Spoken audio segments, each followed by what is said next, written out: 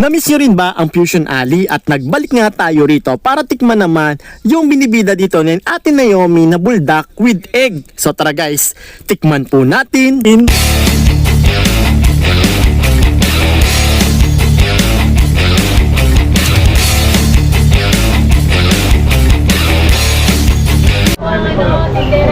Kayo ang in charge ngayon dito.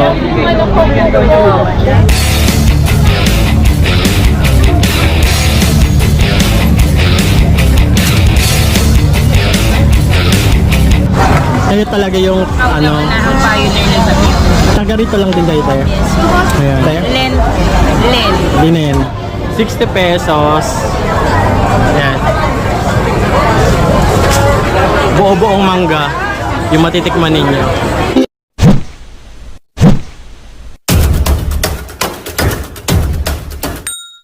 Isang mapagpalang araw sa ating lahat at dito nga sa Fusion Alley kahit umulan, umaraw talagang dinadagsa ng tao at buti na lang at naabutan natin si Ate Naomi dito. Naswertehan natin kasi dito si Madam Naomi. Hello po. Oo nga, ako ang tindera ngayon. Kayo ang in charge ngayon dito. Okay. Every Tuesday lang ako nandito. Yung schedule mo every Tuesday. Ako lang tagal. Yung ano mo, yung tiramisu cake mo. Ikaw din yun doon. Pero dito ako nakatao ngayon. Okay. Siyempre guys, hindi pwedeng hindi natin titikman yung kanyang luto o sosyal. Si Ate Naomi mismo ang magluluto ng kakainin natin dito. At sisimulan na nga ni Ate Naomi na ipagluto tayo ng buldak with egg. Una niya palang nilagay is butter. So gumagamit siya ng butter and then scrambled egg. At ito nakita nyo, multitasking na dalawa talaga yung niluluto niya. At pag nakita ng half cook, yung kanyang scrambled egg, tsaka niya naman nilalagay ng toppings na buldak. Ito nga palang buldak ni Ate Naomi ay talagang naluto na nila to kaganina. At yung mga niluluto niya ngayon ay mga pre-order na. So advance booking yung ginawa nila. Kakabukas nga lang nila, talaga nang marami na agad na pa-order. May nakasabay pa nga ako na talagang 10 yung in-order sa kanila. After lagyan ng buldak, next naman na ilalagay ay itong cheese. Naglalagay din siya ng half na sausage dito sa kanyang buldak with egg. And yung last part guys, kapag luto na yung itlog, tsaka naman niya ipopold, and then yun na, lalagyan na lang ng nori at tsaka meron silang nilalagay na sauce na toppings. Bali ito guys, mga pre-order na nila yan kaganina. Pin natin kay Ate Naomi na buldak with egg. Aha! So ito guys, 150. Marami nagsasabi kung overpriced daw to. Pero sa tingin ko, kung tamad kayo magluto, good enough na to, reasonable price na to sa 150. Kasi meron na siya kasamang itlog, may hotdog na, may buldak pa. So tara, tikman po natin. 4 pa lang, may mga pre-order na. So kaya naman busy na busy sila sa pagluluto at saka sa pag-e-empake. Ano na to, buldak with egg. Ito, try natin ito mga itlog niya rito. Kain po tayo.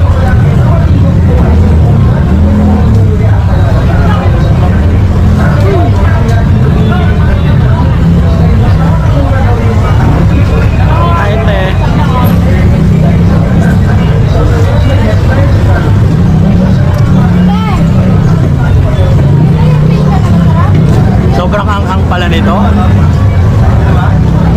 Nakakadagdag ng sarap yung nori niya, nakakadagdag ng alat. Yung nori nila, meron pala tong nori na in-scratch. Ayan.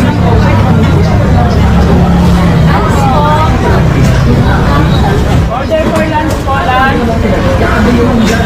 Order for one. May sausage din pala siya, kaso half. Tapos, meron siya kasamang cheese na nakalagay.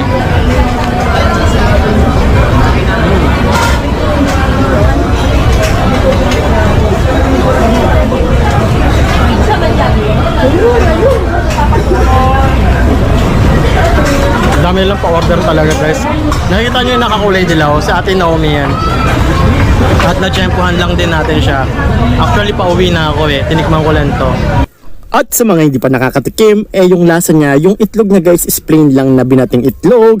Tapos yung nori talaga nagbibigay ng lasa, alat, nagko-complement siya sa anghang ng buldak. Yung sausage masarap din kahit half, at saka meron din siyang cheese. Talagang sulit na rin to sa 150. Talagang pagpapawisan ka pala rito.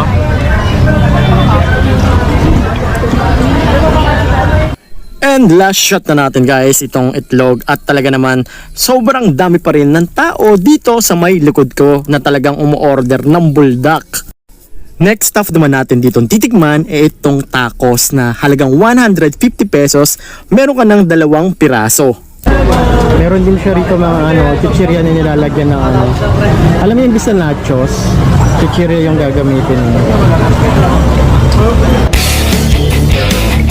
150, dalawa na yung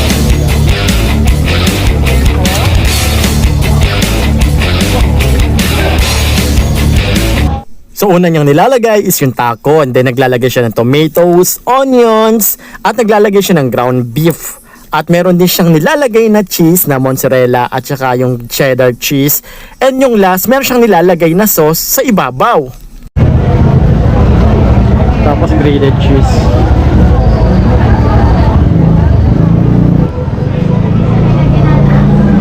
Carrots ba yan? Ano po? Cheddar and mozzarella. Mozzarella cheese. Tapos nilalagay sa pirata.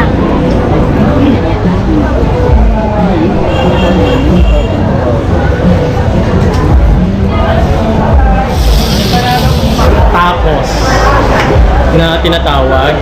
So ito guys, 150, good for 2 na siya. Ganito yung itsura niya. Ito yung laman niya.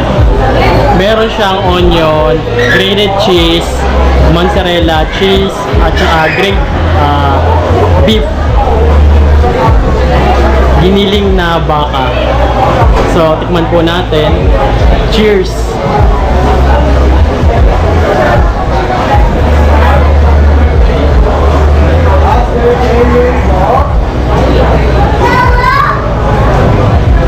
Ano tumatulo-tulo pa sa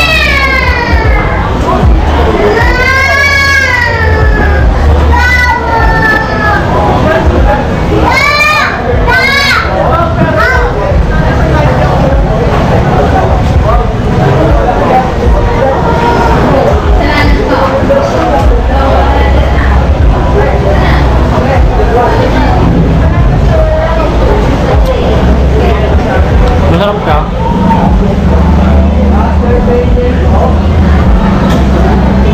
Pero masyadong mamantika. Yun lang ang problema. Sobrang yung pagkakaluto niya, daming mantika.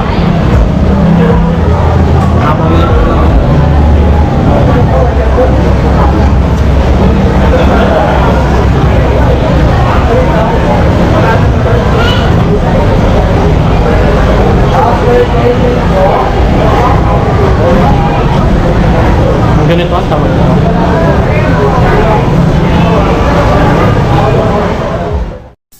At habang naglalakad nga ako rito sa kabaan ng Fusion Alley, meron ditong bata na nag-aalok at nagtitinda ng tapioca juice, meron din mango, at marami pang ibang flavor na pagpipilian.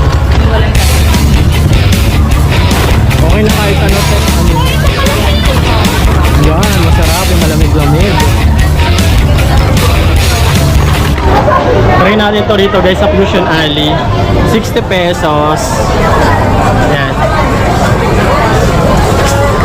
Ito lang yung nakita kong kakaiba rito na drinks. Kasi mostly yung mga drinks dito magkakapareho na. So, cheers!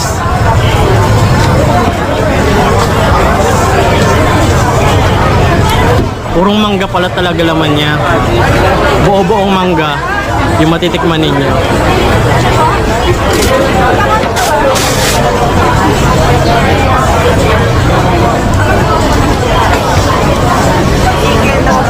Sarap.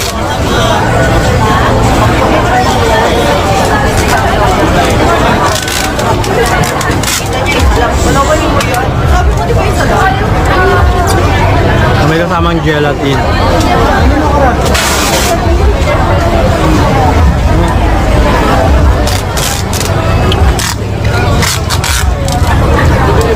Ang nasa kuliwa pala. Ayun yun rin po, buko pandan. Kapag yun. Pero juice, ikaw talaga mismo gumagawa ng ano. So, meron siya dito tinda, 60 pesos lang yung mga juice. Try nyo rito, masarap din naman yung juice niya. Tsaka kakaiba yung juice niya. Yung mga juice kasi rito guys, magkakapareho na. So, ito lang yung nakita kong kakaiba. Original po kami nagtapioca, sir, before na wala pa sila. Kaya talaga yung Ako ano, naman na ang pioneer ng tapioca. taga rito lang din kayo tayo. Yes. Ayan. Saan yung pwesto mo, te? Ito po ang Ito lang. Thank you, te. Ano pangalan mo, te? Len. Len. Linen. Panoorin nyo na lang sa YouTube channel natin, guys. Thank you. Try kaya natin dito.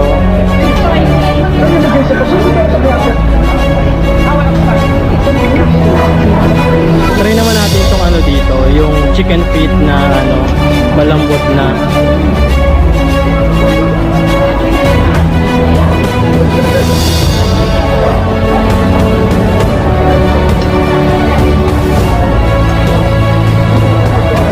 So meron din dito guys, so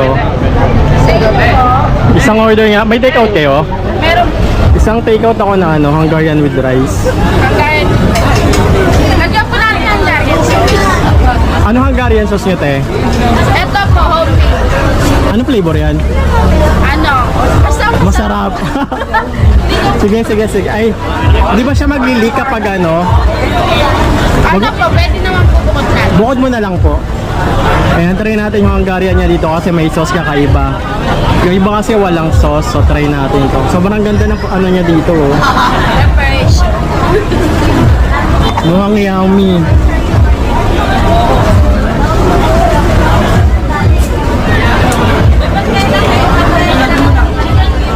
Guys, so yun na yung ating food tripan doon sa Fusion Alley sa may Sampaloc, Manila. So marami nagtatanong paano ba pumunta sa Fusion Alley. So ang ginagawa ko, from Taguig ako, sumasakay ako ng LRT. Sa LRT, bababa ako sa Carriedo or Quiapo. Lalakarin ko papunta sa may simbahan ng Quiapo. Tapos tatawid ako sa kabila, sasakay ako ng Pacubao. Tapos bababa lang ako ng Espanya na ano, yung pagliko. Tapos may McDonald's doon, pwede kayo bumaba. Tapos may mga estudyante doon, pwede kayong magtanong sa estudyante kung saan yung ugbuan or yung sikat na kainan doon. So yun yung ginagawa ko pag nagko-commute ako papuntang Fusion Alley sa may Sampaloc, Manila. So mga UST student, alam na, basta lahat ng estudyante doon, alam yung lugar na yun. Kung magtatanong kayo sa estudyante, kayo magtanong. And then, yung mga kinain ko doon is yung kay Ate Naomi na buldak. So, sabihin ko talaga na worth it na rin talaga yung 150 pesos. Kasi nga guys, hindi madali magnegosyo. Kung i-estimate mo yung costing ng buldak, magkano ba buldak? 90 pesos. Bayad ka pa sa gas, sa tao, sa mga condiments, at butter yung ginagamit niya. Pag nagpiprito ng itlog, hindi po mantika. Tapos, yung bayad sa kuryente, bayad sa upa, di ba? May sausage pa, may ano pa. So, sobrang talaga, kailangan nyo rin mag-isip ng costing. Huwag agad-agad kayo magsasabi or magbibitaw ng mga salitang sobrang mahal naman yan, hindi worth it. Dapat alamin nyo rin muna yung costing kasi hindi po madali magnegosyo. And to be honest, hindi ko nga alam kung kumikita siya doon. Kung sa namamahalan kayo doon guys sa 150, baka hindi lang po talaga kayo yung kanyang target market. O pwede naman kayo magluto, yan, para makatikim din yung pamilya nyo. Pwede kayo magluto sa bahay nyo. Kayo na lang yung bumili at magluto. Pagdating naman sa juice guys, may natikman akong juice doon. Masarap din siya sa halagang 60 pesos. May iba't ibang flavor. And sabi nga ni ate, tikman ko pa daw yung kanyang buko pandan. Masarap yung mango niya kasi talagang malalasahan mo yung cubes na mango juice doon sa kanyang juice sa halagang 60 pesos. And then nung naubos ko na yon, binibigyan pa ako ni ate ng isa pang juice sa buko pandan. And sabi ko, te, okay na po to, te. Bibidyohan ko na lang yung yung produkto nyo. Kasi guys, nahihiya rin ako kasi nga baka hindi pa kumikita si ate sa kanyang binibenta. Although, importante rin talaga yung mabidyohan natin or matikman din natin yung isang produkto bago natin i-offer sa ibang tao. Siyempre, kailangan mo rin matikman, na-experience kung ano nga ba yung lasa, kung masarap ba or hindi. And to be honest, yung kanya masarap. Yung kanyang juice, yung kanyang sago lang medyo matigas ng onte yung kanyang sago, pero yung juice niya masarap siya, pati yung mango niya buo-buo yung cubes talaga yung mango. Sabi natin, wag na, okay na po yan kasi nahiya naman ako baka wala pa silang benta, magkano lang naman kinikita nila doon. sa paninda nila, siguro 5 piso, 10 piso, magkano yung bayad ng upa. And kung isa kayong negosyante, business-minded, may intindihan nyo yung sinasabi ko. Kasi kami guys, nagtitinda rin kami. And alam nyo ba magkano lang tubo namin sa isang paninda? Piso, 2 piso yung tubuan namin. Kasi nga para kahit papaano, maging presyong pangmasa at tangkilikin. Ganon din naman sila. I'm sure, binababaan din nila yung presyo nila para umikot yung kanilang puhunan. Yung Hungarian, mas masarap siya sa Hungarian ni Neneng B, in fairness. Kasi meron siyang sauce talaga na pag dinip mo, kakaiba yung lasa ng sauce niya. Masarap siya at natikman ko rin talaga, kinain ko kaganina. Yung sauce niya parang may pagka mayonnaise na may parang mayonnaise na may liver spread, hindi ko, basta ganun yung lasa niya, masarap siya. Tignan nyo, sa halagang 70 pesos. Nauntian lang ako sa kanin niya. Paano ba naman kasi 70 pesos lang yun? Magkano ba yung Hungarian pag bumili kayo 40 pesos? Tapos yung rice, tapos may sauce. Parang nauntian lang ako sa takal ng rice niya. Siguro dapat dagdagan pa nila ng onte para mas solve, mabusog yung mga taong bibili sa kanila. Kasi kay Neneng B, marami talaga. Sa nanibaga ng mama mo, marami kasi yung takal nila ng rice doon. Kaya binabalik-balikan yung Hungarian nila. Marami sila magtakal ng rice. Kaya sulit talagang mabubusog ka. Yung sa kanila masarap, pero nakulangan ako ng rice. Masarap yung kanilang fried rice, promise. Kaya try nyo yung kanila. Nauntian lang ako sa ano. Pero yung sauce nila masarap. Ano ba natikman ko? So, yun lang yung mga natikman ko doon. Tsaka yung cocktail juice, nasa 120. Masarap din siya. So, pwede kayong mamili. Nagustuhan ko din yung parang bilog-bilog, tapos biglang magpa-pop sa big mo na may lalabas na juice. So, yun, 100. Try nyo rin yun, cocktail juice doon, na matitikman. Masarap din siya, guys. So, yun lang, guys. That's it for today's video. Sa pagninegosyo, guys, talaga, hindi talaga lahat nagbo-boom. Kailangan talaga sumugal pagdating sa negosyo. So, kailangan din talaga natin suportahan. Yan, yung mga small business owner, yung mga vendors, kasi sila talaga yung nagtumataya para sa kinabukasan nila, para kahit pa paano meron silang income, instead may pakain sa pamilya, 'di ba? Kahit naman mga mayayaman, talaga gumagawa ng paraan para magkaroon ng negosyo. Kasi to be honest, walang yumayaman sa pagiging contractual. Kung gusto mong yumaman, kailangan mo talaga mag-put up ng negosyo. Guys, that's it for today's video. And please support my YouTube channel, subscribe, at huwag niyo kalimutan na i-hit ang notification bell icon on para ma-notify kayo sa mga susunod natin panibagong video o food tripan dito sa aking YouTube channel. At kung meron po kayong question or suggestion, mag-comment lang po kayo dyan sa ibaba at sasagutin natin yung mga question nyo sa abot ng aking makakaya. At try nyo na rin guys sa Fusion Food Alley sa may Sampaloc, Manila. So, next stop natin, dun tayo sa may TLC Taguig, sa may West Rembo, mga Embo. So, meron din silang bagong tayo doon na food tripan or kainan. See you, kita-kita tayo doon guys. At least, mag-comment kayo dyan kung saan pa may masarap na kainan na pwede nating tikman. So, yun lang. Be grateful, be thankful sa mga blessing na nare-receive natin. And always keep your feet on the ground. So, yun lang. Thank you for watching at see you in my next video.